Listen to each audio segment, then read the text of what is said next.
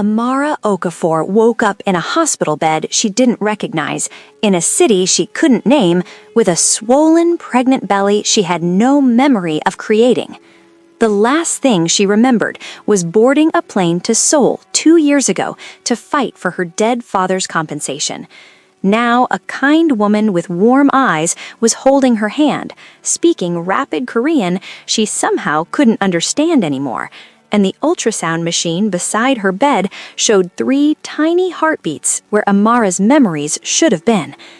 "Triplets," the doctor said gently in broken English. "You are having triplets. Do you remember the father?"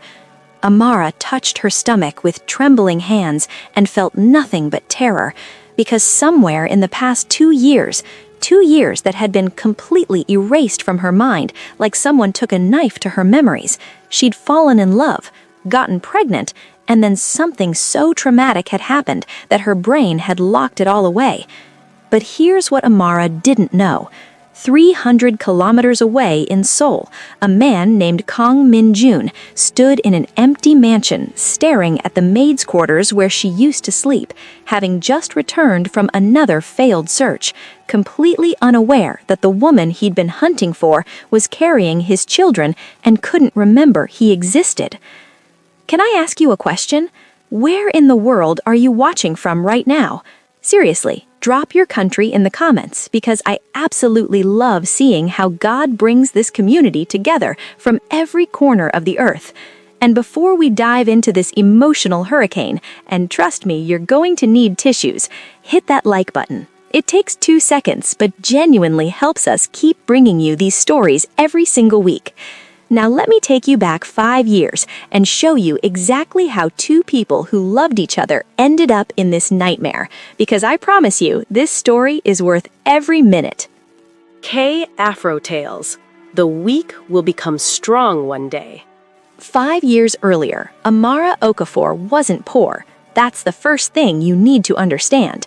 She was the daughter of Emmanuel Okafor, one of Nigeria's most respected structural engineers, a man who'd spent 15 years helping Korean construction companies build half the skyscrapers that now dominated Seoul's glittering skyline. Amara grew up comfortable, educated, fluent in 3 languages, with a degree in international business and a future that looked bright. Then her father died.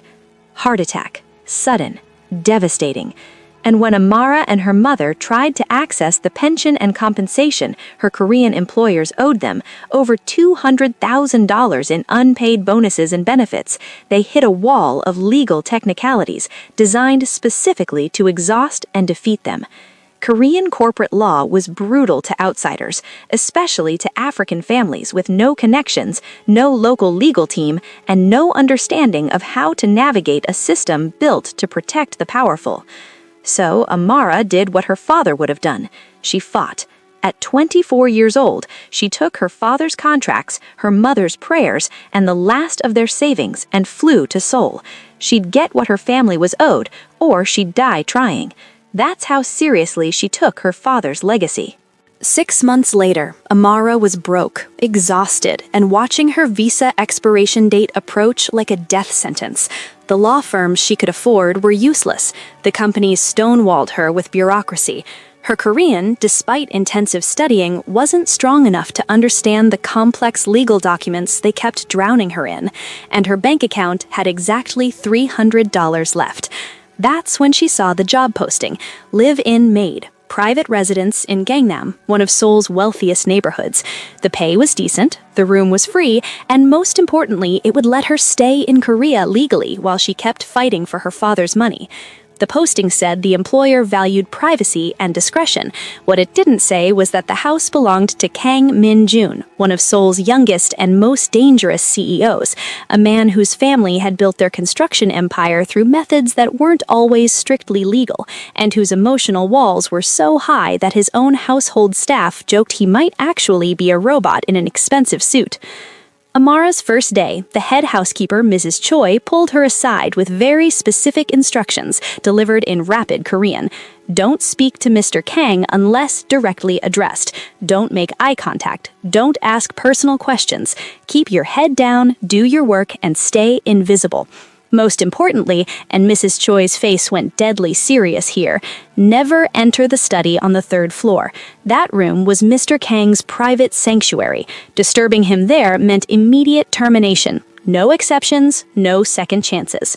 Amara nodded, understanding perfectly.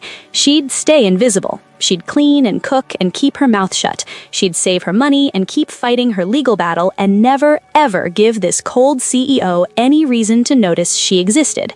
She followed those rules perfectly for exactly 93 days. Then came the night that shattered everything. It was nearly midnight. Amara was finishing her evening duties. The other staff had left hours ago because Min-jun preferred minimal presence in the house after dark, when she heard the sound of breaking glass from the 3rd floor. Then another crash. Then something that sounded uncomfortably like a groan of pain. She stood frozen in the hallway, Mrs. Choi's warnings echoing in her head. The 3rd floor was forbidden. Entering the study was grounds for termination. She should go to her room, mind her business, stay invisible. But Emmanuel Okafor had raised his daughter to help people in distress, consequences be damned, and someone upstairs was clearly in distress. Amara climbed the forbidden stairs and knocked softly on the study door. "Mr. Kang, are you all right?" Silence. Then a rough, slightly slurred voice. "Go away." Amara should have left. Instead, she opened the door and stepped into the room where her entire life would change. Kang Min-jun sat behind his massive mahogany desk, surrounded by broken glass and spilled amber liquid that smelled expensive. His suit jacket was thrown over a chair, his white shirt unbuttoned at the collar, his normally perfect hair disheveled. He looked up at her with eyes that were simultaneously furious at the intrusion and so devastatingly empty that made Amara's chest ache. "I said go away." But there was no real force behind the words, just exhaustion. Amara, instead of running, carefully crossed the glass-covered floor and began picking up the larger shards. "You'll cut yourself trying to clean this up drunk." "Who asked you to care?" Min-jun's voice was bitter. "Who asked you to come up here and see me like this?" "Nobody," Amara replied, continuing to collect glass pieces. "But my father taught me that powerful men are still just men, and men bleed when they're cut, whether by glass or by whatever's eating you alive up here." Something about her words, or maybe just her complete lack of fear, made Min-jun actually look at her for the first time since she'd started working in his house. Really look at her. "Your father sounds wise." "He was." Amara's voice softened. "He died 8 months ago. That's why I'm in Korea, fighting to get what his employers owe my family. And working as a maid in the meantime," Min-jun said, connecting the dots. "That's either very practical or very desperate." "Both," Amara admitted honestly. She finished collecting the visible glass and stood, meeting his gaze directly, despite every warning she'd been given. "Can I ask what you're drinking away up here, or is that above my pay grade?" Min-jun laughed. It was a rusty, unused sound, like machinery that hadn't run in years. "Today is the 5th anniversary of the day I should have died." And then, maybe because he was drunk, or maybe because Amara's lack of judgment felt like oxygen after years of suffocation, Min-jun told her something he'd never told anyone outside his immediate family. 5 years ago, he'd been ambushed by rivals who'd decided that killing the Kang heir was easier than competing with him fairly. 3 of his bodyguards died protecting him. Min-jun survived physically, but something fundamental broke inside him that night. For 5 years since the attack, he'd been emotionally and physically numb.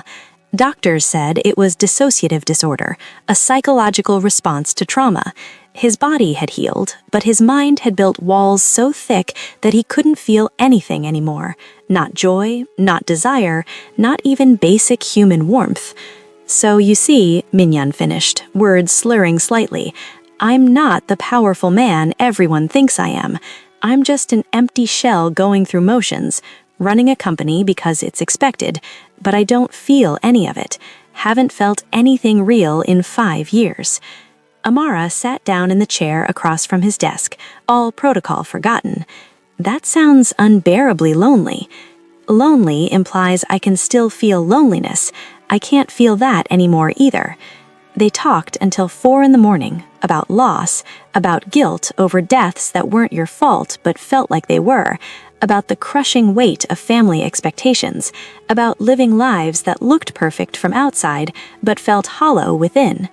Min-yun told her things he'd never admitted aloud, about waking up wishing he'd died instead of his men, about going through the motions of business deals while feeling nothing, about wondering if he'd ever feel human again.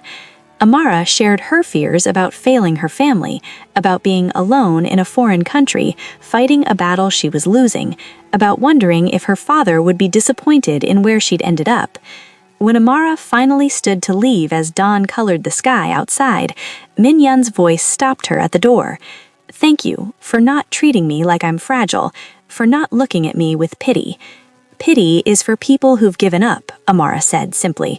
"You're still fighting. Even if you can't feel it, you're still here. That counts for something."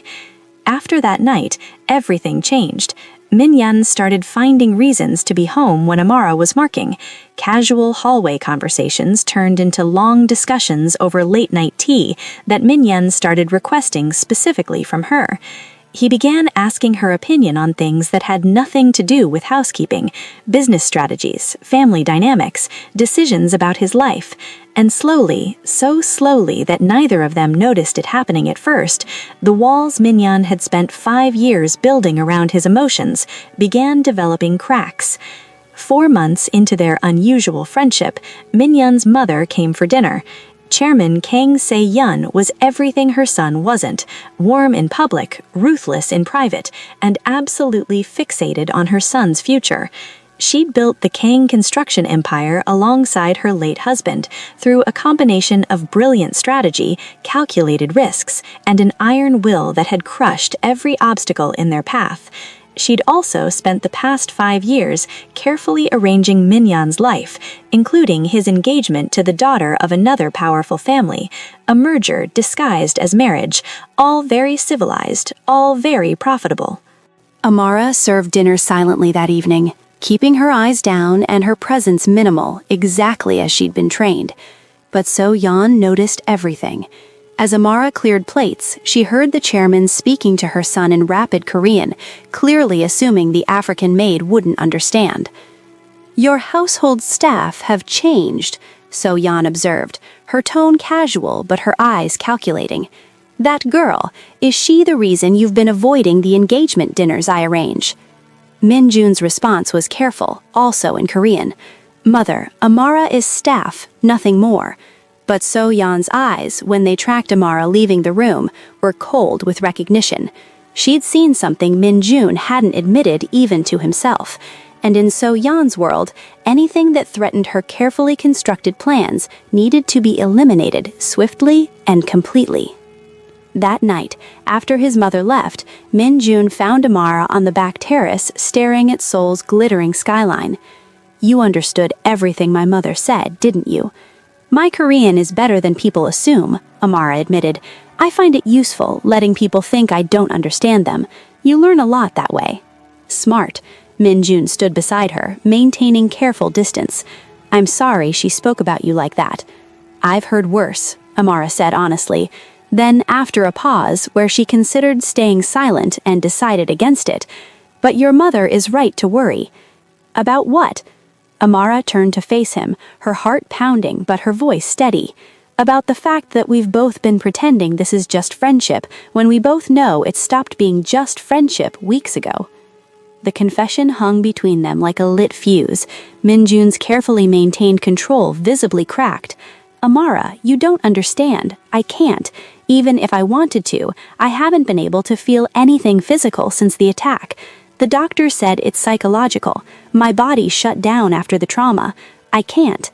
"Stop," Amara interrupted gently. "I'm not asking you for anything you can't give. I'm just being honest about what I feel. You make me feel less alone in this foreign country. You see me as more than a maid or a problem to solve. That's enough." But it wasn't enough, not for either of them. The tension that had been building for months exploded 3 weeks later when Min-jun received news that the men who'd ordered his attack 5 years ago had been released from prison on technicalities. The rage and fear that crashed through his carefully maintained walls was the first real emotion he'd felt in years, and it was overwhelming enough to break him. Amara found him in his study, not drunk this time, but shaking with an emotion so raw and powerful it looked like physical pain. "They're free," he told her, voice hollow. "The men who killed my bodyguards, who tried to kill me, they're walking free and I can't do anything about it legally." Amara didn't waste time with platitudes. She just crossed the room and wrapped her arms around him, pulling him close. And Min-jun, who hadn't let anyone touch him with genuine affection in 5 years, finally broke. He pulled her tighter, buried his face in her shoulder, and for the first time since the ambush, allowed himself to feel everything he'd been holding back. The kiss, when it happened, was inevitable, started gentle, almost tentative, but deepened quickly into something desperate and necessary. They stumbled from his study to his bedroom, shedding clothes and years of self-protection with equal urgency. And there, Min-jun discovered something miraculous. With Amara in his arms, whispering his name like a prayer, his body remembered how to feel. The desire, the connection, the overwhelming rightness of it crashed through every psychological barrier his trauma had built. They made love like people starving who'd finally found sustenance. Slow and intense, desperate and tender, filled with words whispered in Korean and Igbo and English, and the universal language of two broken people finding wholeness in each other's arms. Afterward, lying tangled in sheets as dawn approached again, Min-jun traced patterns on Amara's bare shoulder and said something he hadn't said to anyone in years. "I feel you. I feel this. I didn't think I'd ever feel anything real again, but I feel everything with you." Amara kissed him softly, her heart so full it ached. "Then feel this too. I love you. I don't know exactly when it happened, but I love you, Min-jun." "I love you too," he replied, meaning it with every fiber of his being that had suddenly, impossibly, come alive again. Pause right here, because I need to know something. Are you emotionally invested in this yet? Because if your heart is already in this story, God bless you for riding this journey with us. Show some love by hitting that subscribe button and turning on notifications, because what happens next is going to absolutely wreck you, and you don't want to miss part 2. Now let me tell you why that perfect night became the beginning of Amara's worst nightmare. The morning after should have been beautiful. It should have been the start of something real and lasting. Instead, it became the day everything fell apart, though neither of them knew it yet. Min-jun woke early, his mind already racing with plans. He had an arranged fiancée he needed to formally break off with, a business arrangement his mother had made years ago that he'd been too numb to care about fighting. Now he had a reason to fight. Now he had Amara. He left her sleeping peacefully in his bed and went to make calls, to start the complicated process of disentangling himself from his mother's plans and building a future where he and Amara could be together openly. He was so focused on fixing things that he didn't notice how long he'd been gone, didn't think about how it might look to Amara, waking alone in his bed to the sound of him conducting cold business in the next room, didn't realize that his absence was speaking louder than his intentions. Amara woke to empty sheets and the distant sound of Min-jun's voice from his office, professional and detached, already back to being the CEO. She dressed quietly, her hands shaking with emotion she couldn't quite name. Was it hurt? Embarrassment? Fear that she'd made a terrible mistake? And slipped out of his bedroom before he could see the tears threatening to fall. At work that day, Min-jun was distracted, caught up in legal calls and meetings about breaking his engagement contract. He barely saw Amara, and when he did, he was formal and distant. Not because he felt nothing, but because he was in the middle of complex negotiations and couldn't risk his mother finding out what he was planning before everything was in place. But Amara didn't know that. All she saw was the man who'd whispered, "I love you," the night before, now treating her like she was invisible again, like she was just the maid, like their night together meant nothing. 3 weeks passed in a torture of confusion and mixed signals. Minjun avoided her when possible, was politely professional when they had to interact, and gave absolutely no indication that anything had changed between them. He was trying to protect her, trying to keep his mother from discovering their relationship before he'd secured both their futures. But Amara didn't know that. All she felt was herself breaking a little more each day. Then came the nausea, the exhaustion no amount of sleep could fix, the strange sensitivity to smells that made cooking Minjun's breakfast nearly impossible. Amara knew what it meant before she took the test, but seeing those 2 pink lines still made the world tilt sideways. Pregnant. She took 3 more tests, all positive, made an appointment at a private clinic using nearly all her remaining savings because she needed medical confirmation before she could tell Minjun. The doctor's face was kind as she delivered news that made Amara's blood run cold. Congratulations, Ms. Okafor. You're approximately 3 weeks pregnant. And based on the ultrasound, I'm seeing 3 distinct heartbeats. You're carrying triplets. Triplets. 3 babies. 3 tiny lives growing inside her, created the night Minjun had finally felt something real again. Amara sat in her car outside the clinic for 2 hours, hands pressed against her still flat stomach, trying to process the impossible. She had to tell him. Despite the confusion and hurt and his sudden distance, she had to tell him he was going to be a father 3 times over. She chose a Tuesday afternoon, rehearsing her words as she walked through the mansion toward his study. The ultrasound pictures were tucked in her pocket, proof of the 3 tiny miracles that would change both their lives forever. She just needed courage to knock on his door and say the words. But fate had other plans. Minjun's study door stood slightly open, and voices drifted out, his and someone else's. Kang Sum-ho, a business rival who'd recently become a reluctant partner after a merger nobody wanted. Amara raised her hand to knock when she heard her name. What about your household staff, the one that has turned into your personal assistant? The walls have ears, you know. Sung-ho's voice was oily, insinuating. That African girl, Amara.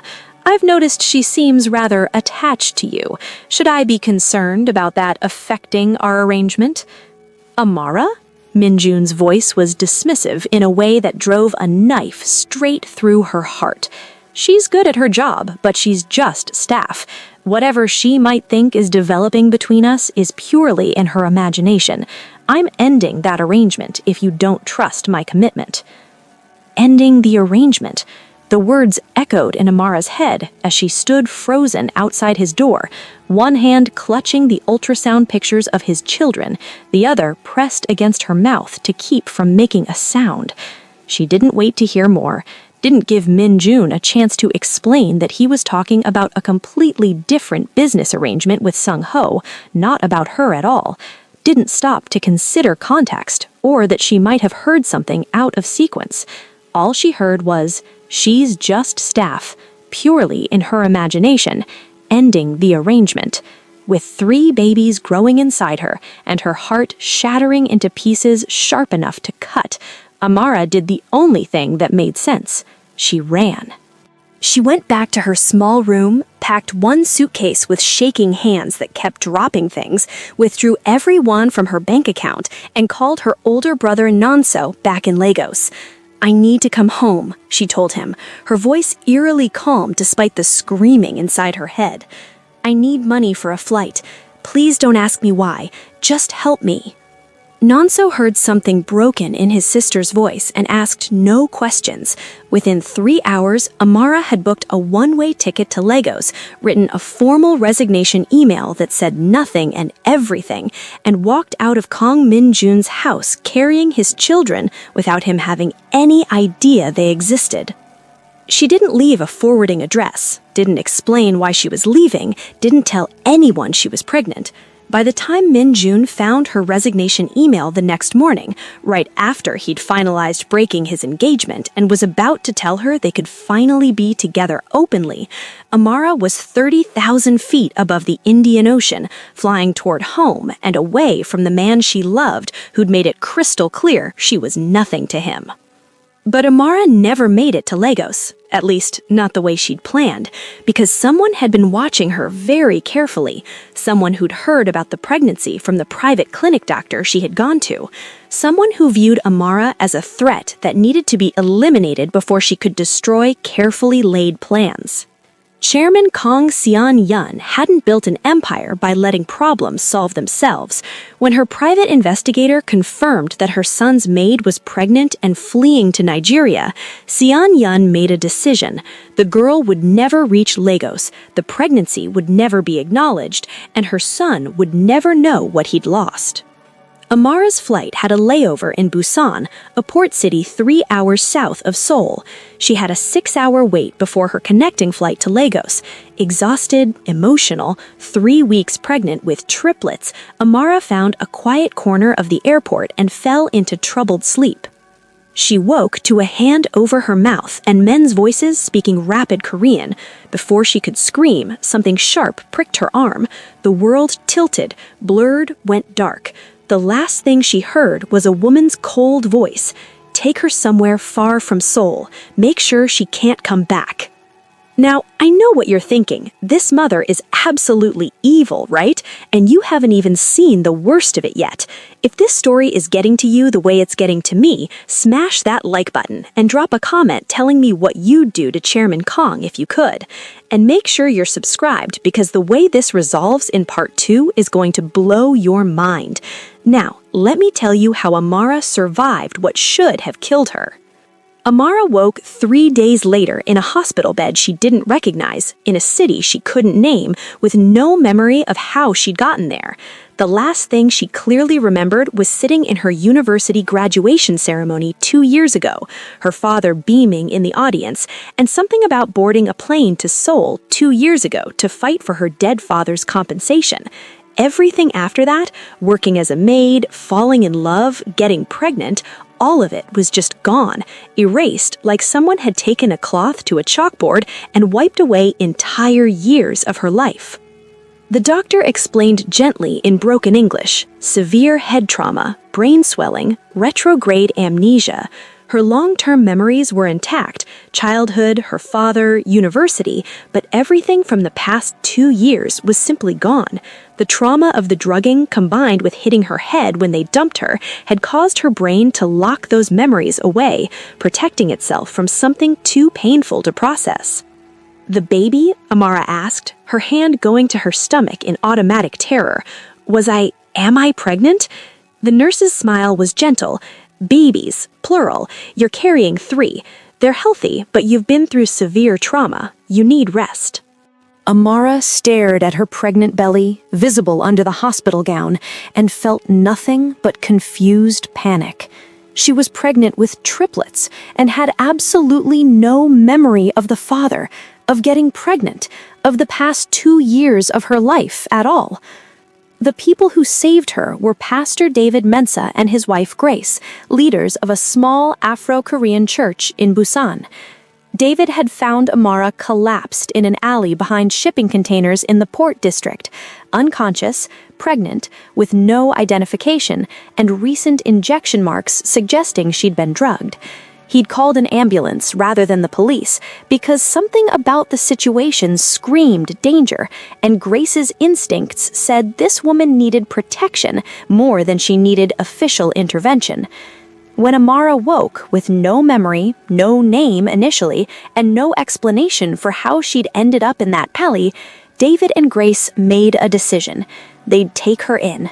Their small church served the Afro-Korean community, mixed families, Nigerian students, immigrants who'd fallen through the cracks, and they had resources to help. They found her a small apartment attached to the church. Grace started teaching Amara Korean again, patiently, since the brain damage had affected her language processing. David helped her get temporary documentation using church connections, listing her as a refugee under their sponsorship. Nobody reported her to authorities. Nobody asked questions she couldn't answer. The church community simply wrapped around Amara like a protective shell and helped her survive. The pregnancy was difficult. Carrying triplets strained her recovering body to its limits. There were days Amara couldn't get out of bed, days when the amnesia felt like a blessing, because surely remembering would hurt worse than this emptiness. But Grace was there, and the church women took turns helping, and slowly, painfully, Amara began building a new life from nothing. The triplets were born 6 months later, premature at 34 weeks, but healthy enough to survive. 2 boys and a girl, Kamsi, Oluchi, and Zuri. Amara chose strong Igbo names that connected them to her heritage, to the father she remembered and honored, to a home that had nothing to do with a past she couldn't recall.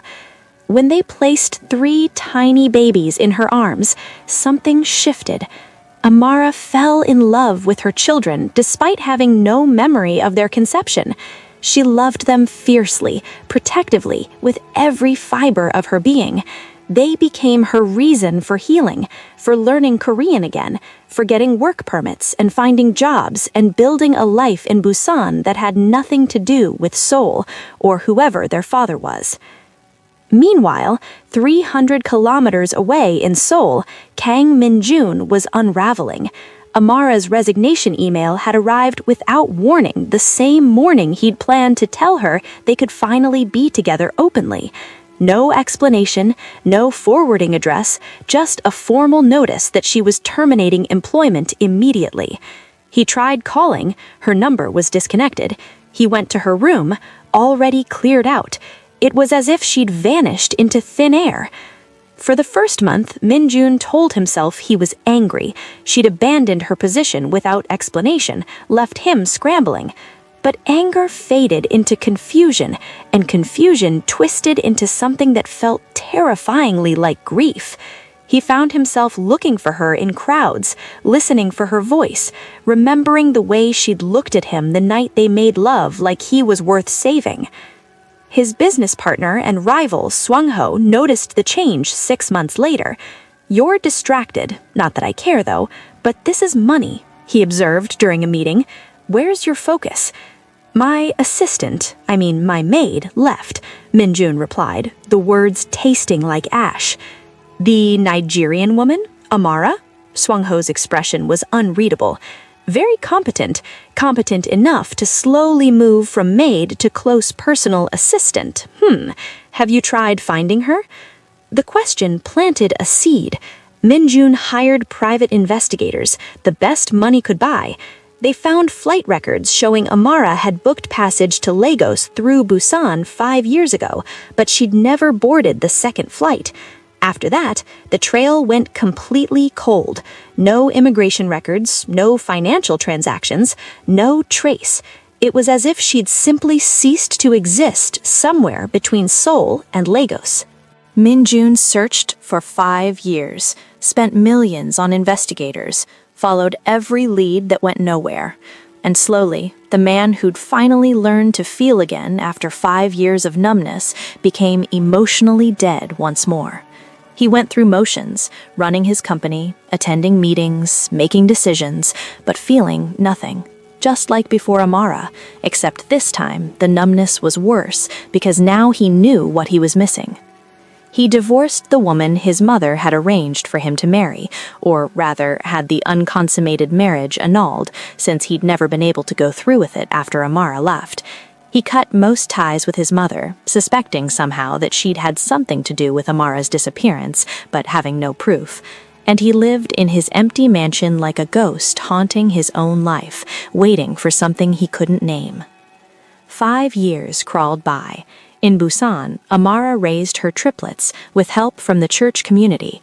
She worked as a translator, her fluent Korean, English, and Igbo making her valuable to companies doing business across continents. The money was never quite enough, but Grace helped with childcare, and Pastor David connected her with better-paying jobs, and somehow they survived. The triplets grew into beautiful, chaotic 5-year-olds who filled Amara's small apartment with laughter and questions and love so fierce it sometimes made her chest ache. Kamsi had a serious, strategic mind, always thinking 3 steps ahead, arranging his toys in careful patterns. Ulochi was pure joy, bouncing energy, making everyone around him smile, and Zuri, the youngest by 4 minutes, was quiet and intensely observant, watching everything with eyes that sometimes made Amara's heart skip because they looked like someone she couldn't remember. The children asked about their father sometimes. "Where's our daddy?" Kamsi would ask with his serious little face. "Everybody at school has a daddy." Amara had prepared for this question, rehearsed her answer. "Your daddy lives very far away," she'd say, which was true. "He doesn't know about you," also true. "But Mama loves you enough for 2 parents," which was the truest thing she'd ever said. She never told them she couldn't remember their father, couldn't remember falling in love or getting pregnant, or why she'd ended up drugged and dumped in an alley. Her amnesia was her burden to carry, not theirs. But Amara's body remembered what her mind had locked away. Whenever she saw expensive cars, her heart raced. Business suits triggered anxiety. Wealthy areas of Busan made her palms sweat and her breathing shallow. Her body was screaming warnings about something dangerous, even as her mind supplied no information about what that danger was. And she dreamed. Every night, fragments that made no sense. A man's voice speaking Korean, hands touching her face gently, the taste of tea that was wrong somehow, a cold woman's eyes, pain and terror and desperate pleading, "Please, I'm pregnant." But the dreams never resolved into memory. They were just pieces of a puzzle her brain refused to let her solve. Then came the day everything changed. Zuri woke up with a fever that spiked to dangerous levels and wouldn't break no matter what medication Amara tried. Terrified, she bundled all 3 children into a taxi and rushed to the nearest major hospital. The small clinics in Busan couldn't handle whatever was wrong with her daughter. She needed specialists, equipment, and expertise.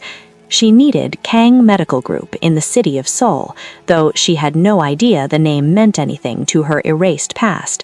Despite its far distance, it was simply the best hospital in the region, with specialists in pediatric infectious diseases, and her daughter was burning up in her arms. The hospital corridor was crowded with worried parents and crying children. Amara held Zuri against her chest, while Kamsi and Aluchi clutched her skirt, frightened by their sister's illness and the chaotic environment. She was searching desperately for the emergency room entrance when her body betrayed her. Her heart started racing for no reason. Her hands began trembling.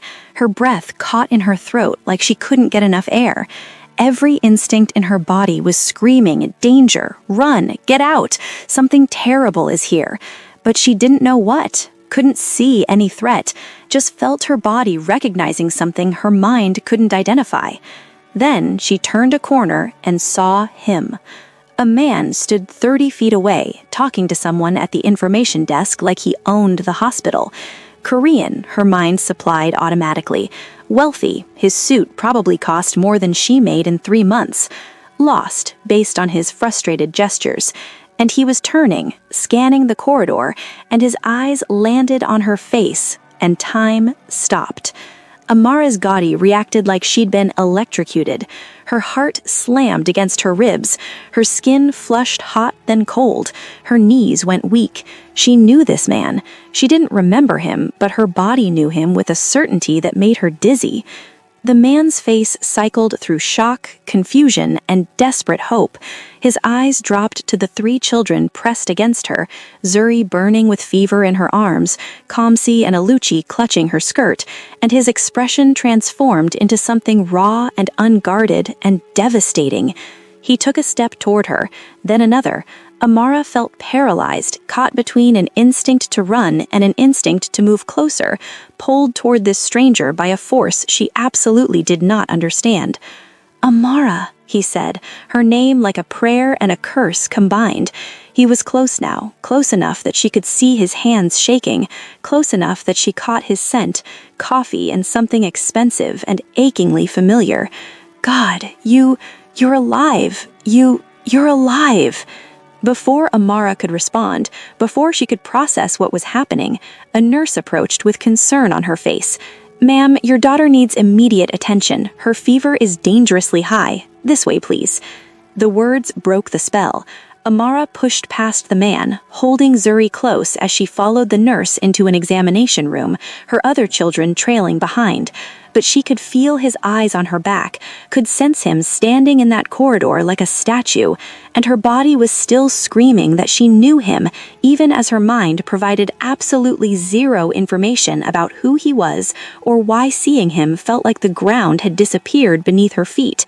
Inside the examination room, Amara tried to focus on Zuri while a doctor examined her, but her hands wouldn't stop shaking, her heart wouldn't stop racing, and through the window she could see him still standing there in the corridor, watching like he was afraid she'd vanish if he looked away. The doctor's voice pulled her back.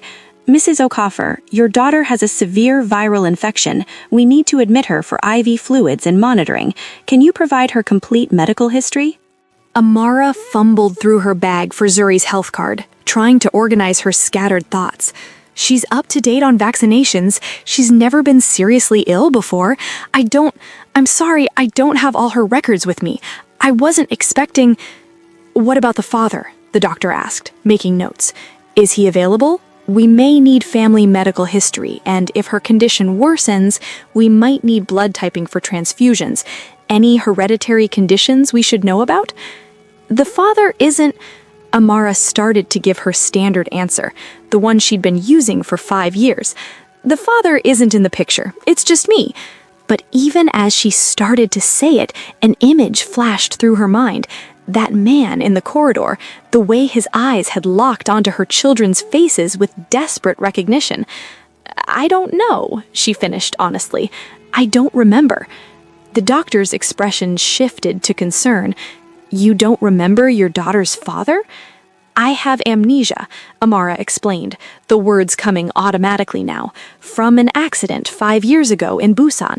I don't remember the past 7 years of my life. I don't remember getting pregnant or who the father is or..." Her voice cracked. "I don't remember anything." 2 hours later, Zuri was admitted to the children's ward, IV fluids running, fever finally starting to break. The doctor said she'd be fine, just needed rest and medication and monitoring. Kamzi and Oluchi had fallen asleep in chairs beside their sister's bed, exhausted from fear and late-night chaos. Amara stepped into the corridor to call Pastor David to let him know where they were, and found him still there. The man, the stranger who wasn't a stranger, stood by a window staring out at Seoul's nighttime lights. He turned the moment she appeared, and the look on his face made Amara's chest hurt. Hope and devastation mixed together in equal measure. "You don't remember me." He said it as a statement, not a question. Amara's hands clenched at her sides. "Should I?" "I'm Kang Min-jun." He said it like those 3 words should unlock everything. When she just stared blankly, something in his face crumbled. "We met 7 years ago here in Seoul. You worked in my house. His voice broke. "We were together." The words should have meant nothing. They were just words from a stranger. But Amara's body responded, her heart racing, her skin flushing, a sense of rightness and wrongness colliding so hard it made her nauseous. Together? Those children in there, Min-jun gestured toward the hospital room with a hand that trembled. Are they mine? And there it was, the question that connected all the dots Amara didn't know existed. This was him, the Korean man who'd gotten her pregnant 5 years ago, the father her body remembered, even though her mind supplied nothing. "I don't know," Amara said, and it was the truth. "I don't remember you. I don't remember Seoul. I don't remember any of it." Min-jun's face went white. "What do you mean you don't remember?" So Amara told him about waking up in a Busan hospital 5 years ago with 7 years of her life erased, about the amnesia, about having no memory of being pregnant or who the father was, about the church community that had saved her and helped her rebuild a life from nothing, about raising 3 children alone while trying to fall in love with them when she couldn't even remember conceiving. As she spoke, Minjun's expression cycled through disbelief, horror, and a grief so profound it looked physical. When she finished, he asked the questions she'd been dreading. Do you know why you left Seoul? Why you were in Busan? Even a tiny detail? I shouldn't be asking this because you literally said you don't remember anything. No, Amara admitted. I just know I woke up there. Someone found me unconscious in an alley. They said there were signs I'd been drugged. That's all I know. Drugged? Minjun's voice went flat and cold. Someone drugged you? Before Amara could respond, the same doctor from earlier approached them. Mrs. Okafor, I need to discuss your daughter's blood work. We found something concerning. Her blood type is AB negative, extremely rare, less than 1% of the population. If her condition worsens and she needs a transfusion, finding a match will be difficult. Do you know if either parent is AB negative? The question was routine, clinical, but Minjun's response was immediate. I'm AB negative. The doctor's face brightened. That's extremely fortunate. Would you be willing to be tested as a potential donor if it becomes necessary? Yes, Minjun said, without hesitation, his eyes locked on Amara. And just like that, with 3 words from a doctor about blood types and genetic markers, everything changed. The nurse took Minjun for blood typing and genetic marker testing. 20 minutes later, she returned with results that made Amara's world tilt sideways. Mr. Kang, you're not just a blood type match. The genetic markers suggest you're very likely the biological father of all 3 children. We'd need full DNA testing for legal confirmation, but based on blood markers alone, the probability is over 99%. The corridor went silent. Minjun sat down hard in a plastic chair, his face cycling through emotions too fast to track. Amara felt her knees buckle, and she grabbed the wall for support. I missed 5 years, Minjun finally said, his voice hollow. 5 years of their lives, their births, their first words, their first steps. 5 years. None of us knew, Amara heard herself say. I still find this unbelievable. Why? Minjun looked at her with desperate eyes. Why didn't you tell me? Even with no memory, you could have tried to find me. You could have... He stopped, seeming to hear himself. I'm sorry. You have amnesia. You didn't remember I existed. How could you tell me about children when you didn't even know who I was? But I should have known, shouldn't I?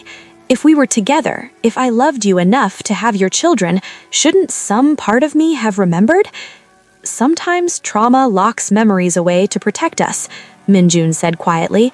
Maybe your brain is protecting you from remembering that. Before Amara could respond, her phone rang. Pastor David, checking on them. As she updated him about Zuri, she watched Minjun through the window, staring at the 3 sleeping children with an expression of such profound longing it made her chest ache. When she hung up, Minjun was still there. Can I ask you something? Yes. Why did you come back to this hospital specifically? Out of all the hospitals in Korea, why Kang Medical? Why Seoul? Amara frowned. It's the best pediatric facility in the region. When Zuri got sick, I researched... Wait, Kang Medical? Is that your... My family owns it. This entire hospital complex and 3 others in Korea. You brought our daughter to my hospital. The coincidence felt too big to be accidental, but Amara had no memory of knowing who owned the hospital. She'd just followed Google results and desperate maternal instinct. I didn't know, she said honestly. I swear, I had no idea this was yours. I believe you. Minjun stood, visibly pulling himself together. but I need you to understand something.